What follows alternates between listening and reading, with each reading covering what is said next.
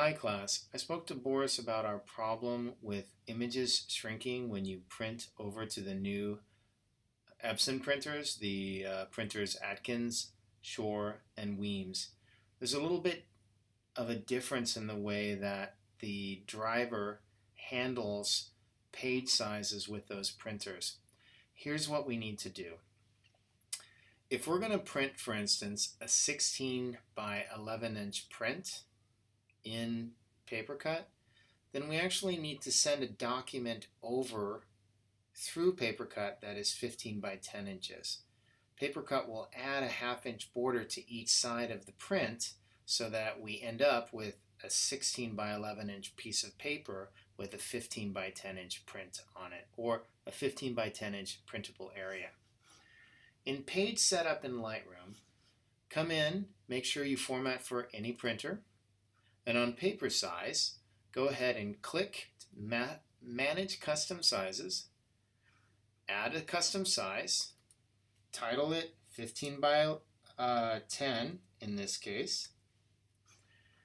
On the non-printable area, make sure you hit User Defined and reset all of these to 0, and then come in up here and set in 15 for the width and 10 for the height. Okay? Make sure that that width is always going to read 15 inches. Okay. Okay. And now let's come over to our layout. Turn Zoom to Fill off if you have it on. And then we're going to hit Rotate to Fit. And then on our margins, we're going to reduce everything to 0. The same is true at this point with cell spacing, which of course nothing's coming up because we don't have anything chosen. I'm going to do one row and one column. I'm going to choose an image, and at maximum size I'm making a 10 by 15 inch print and sending it out without margins to PaperCut. PaperCut will add a half-inch border on each side and print it at 16 by 11 with a 15 by 10 inch print on it. If you send a page size with the margins here, PaperCut will assume that that's the print and will shrink it down to fit into a 15 by 10 inch space. So it's very important that we're thinking about this page setup as maximum 15 by 10. All right, if I want to do 2 prints, let me go over here and choose one row with 2 columns. Let me choose another picture, the bus.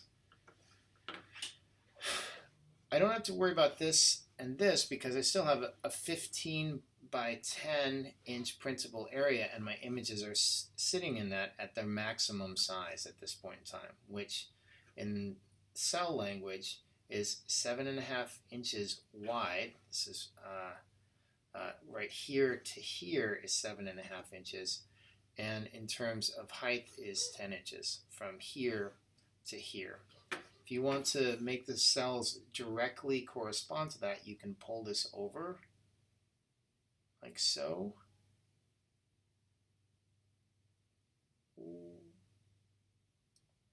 So that this sits over all the way on this side, and this one over here on the left sits all the way to the left with this space in the center.